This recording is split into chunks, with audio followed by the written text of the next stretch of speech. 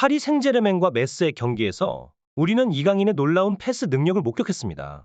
이 경기는 PSG에게는 이전 경기에 아쉬움을 씻어낼 수 있는 기회였지만 동시에 메스의 변칙적인 역습 축구는 PSG에게 만만치 않은 도전이었습니다. 메스는 강력한 수비 전략으로 유명합니다. 그들은 특히 경속력 있는 킬리안 음바페를 직접 막기보다는 그의 패스 루트를 차단함으로써 PSG의 공격을 제한하는 전략을 사용했습니다. 이강인은 이러한 상황에서 PSG의 공격 전략의 핵심 역할을 맡았습니다. 경기 초반부터 이강인의 움직임은 관중들의 이목을 집중시켰습니다. 그의 발 밑에서 시작된 패스는 메스의 수비를 송곳처럼 뚫고 나가며 경기장을 술렁이게 했습니다. 특히 전반 12분경에 그가 중앙으로 파고들며 날린 스루 패스는 단순해 보였지만 실제로는 기술적으로 완벽한 플레이였습니다. 이 패스는 음바페에게 결정적인 1대1 찬스를 제공했고 이는 곧바로 유효 슈팅으로 이어졌습니다. 메스 선수들은 이강인의 중앙 패스를 차단하기 위해 전략을 약간 수정했지만 이강인은 그의 개인 기술로 이 변화를 극복하고 계속해서 경기를 주도했습니다. 그의 다양한 움직임과 정확한 패스는 경기장을 환호로 가득 채웠습니다. 그의 능력은 PSG 팀의 새로운 에너지를 불어넣는 동시에 경기장을 한층 더 빛나게 만들고 있죠. 에니케 감독이 그를 선발로 기용하는 이유는 바로 이러한 이강인의 장점 때문입니다. PSG의 우측 자원이 다른 팀들에 비해 충분함에도 불구하고 감독은 로테이션을 선택하지 않고 이강인을 지속적으로 기용하고 있습니다. 메시와 네이마르가 있었을 때는 팀의 플레이메이커 역할을 수행할 수 있는 선수가 많았지만 그들이 없는 상황에서 음바페만으로는 PSG의 창의성이 부족했습니다. 이강인의 등장은 이러한 부족함을 메우며 팀의 새로운 전략적 기회를 제공하고 있습니다. 음바페는 PSG의 전략에서 중심적인 역할을 수행하고 있으며 그의 위치와 역할은 경기의 흐름에 따라 변화합니다. 그의 포지션 변경 능력과 자유로운 움직임은 팀의 공격 전략을 다양화하는 데 큰 도움이 됩니다. 실제로 음바페의 포지션에 대한 결정은 PSG의 연승 실패 후에 크게 주목받고 있습니다. 최근 PSG는 3-4-2 포메이션을 채택했으며 이강인이 선발로 고정된 이후로 전술에서 큰 변화를 보여주고 있습니다. 이강인의 창의적인 플레이와 음바페의 공격 능력은 서로를 완벽하게 보완해주며 팀의 새로운 차원의 플레이를 선사하고 있습니다. 이강인이 음바페의 창의성을 신뢰하고 있음을 보여주는 근거는 경기장에서 명확히 드러나고 있습니다. 음바페의 생일과 겹쳐 있던 경기에서 많은 이들은 그가 더욱 골에 대한 욕심을 보일 것이라 예상했습니다. 하지만 이강인은 음바페가 무엇을 원하는지 정확히 알고 있는 듯 전반 29분에 완벽한 로빙 스루 패스를 전달했습니다. 이강인의 이러한 플레이는 그가 단순히 훌륭한 선수가 아니라 팀과 동료들의 필요를 이해하고 이를 충족시킬 수 있는 진정한 팀 플레이어임을 보여줍니다.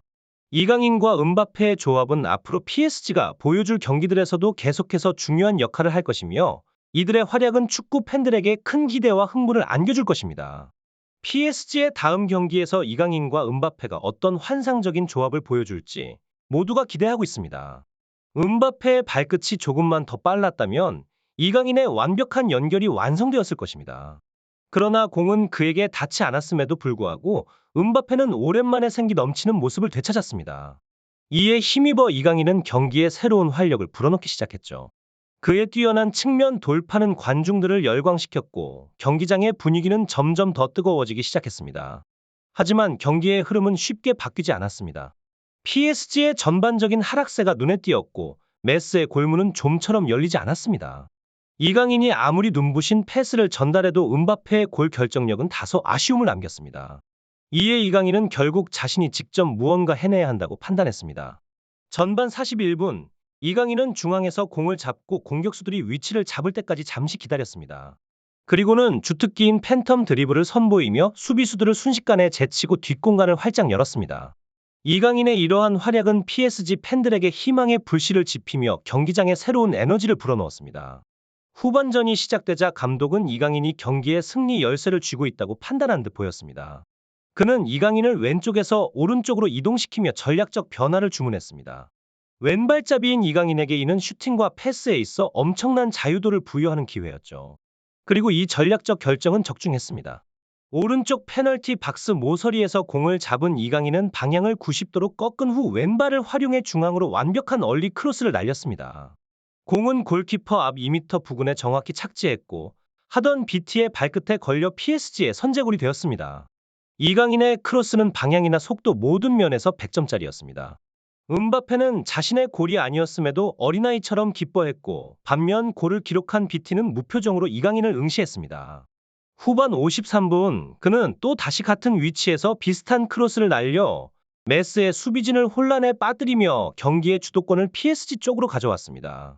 이강인의 패스가 너무나 위협적이었기 때문에 메스의 수비진이 오른쪽 측면으로 분산되어 음바페에게 더 많은 자유를 제공했습니다. 이강인의 활약에 힘입어 음바페는 중앙에서 공을 잡은 즉시 폭발적인 스피드로 치고 나가며 페널티 박스 바깥쪽에서 강력한 직선 슈팅을 시도해 골망을 흔들었습니다. 스코어가 2대 0으로 변하자 경기장은 환호로 가득 찼습니다. 이강인의 정교한 패스와 음바페의 완벽한 마무리는 PSG 팬들에게 잊지 못할 순간을 선사했습니다. 경기 후 생일날 승리를 맛본 음바페는 인터뷰에서 흥미로운 발언을 여럿 했습니다. 자신이 선발 선수를 결정하는 것에 대한 소문은 과장된 측면이 있다고 언급하며 자신은 팀의 이익을 위해 노력한다고 강조했습니다. 공격수로서 미드필더와의 조화가 중요하다고 언급하며 불리한 상황에서도 공을 전달해 줄 수 있는 선수의 필요성을 언급했습니다. 기자들이 후반전 시작과 동시에 이강인을 오른쪽으로 이동시킨 결정에 대해 날카로운 질문을 던지자 음바페는 이강인의 패스 능력이 팀 내에서 인정받고 있으며 그를 공격에 직접 참여시키기보다는 패스를 극대화하기 위한 전략이었다고 밝혔습니다. 또한 자신의 판단이 틀렸다는 것을 솔직하게 인정했습니다. 이러한 음바페의 인정은 그가 동료에 대한 존중과 팀 플레이의 중요성을 깨달았음을 보여주는 순간이었습니다. 프랑스 매체 레키프는 음바페가 자신을 위해 뛰고 있다는 일부 동료들의 의견을 전하며 그가 랭스전에서 해트트릭을 기록하며 이번 시즌 리그에서 득점을 쌓았다고 보도했습니다. 음바페는 개인적으로 뛰어난 활약을 펼치고 있지만 팀의 전체적인 성적은 다소 부진하다는 평가를 받고 있습니다. 지난 8일 챔피언스 리그에서 AC 밀란에게 1대2로 패한 것은 PSG에게 큰 충격이었습니다. 이번 시즌 PSG는 핵심 선수들의 이탈로 인해 공격 라인에 큰 변화를 겪었고 이강인을 포함한 신예들이 그 공백을 메워야 했습니다. 음바페는 시즌 초반 선수 보강에 대한 불만을 표출했었는데 새로 온 선수들이 세계적으로 유명한 선수들보다는 유망주에 가까웠기 때문입니다. 그러나 이강인과 같은 선수의 등장은 음바페의 우려를 점차 해소시켜 가고 있었습니다. 이강인은 PSG 내에서 눈에 띄는 가치를 발휘하며 메시의 빈자리를 거의 완벽하게 메워주고 있었습니다.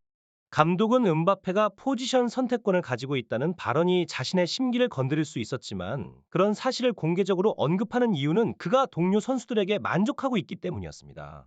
일부에서는 감독과 음바페 사이에 불화가 있다고 의심했지만 두 사람은 완벽한 관계를 유지하고 있으며 특정 선수에 대한 기대를 통해 미래를 긍정적으로 바라보고 있다고 해명했습니다. 특히 이강인의 지원을 받으며 음바페의 공격력은 더욱 강해졌고 22살의 젊은 나이에도 불구하고 PSG의 핵심 선수로 성장했습니다.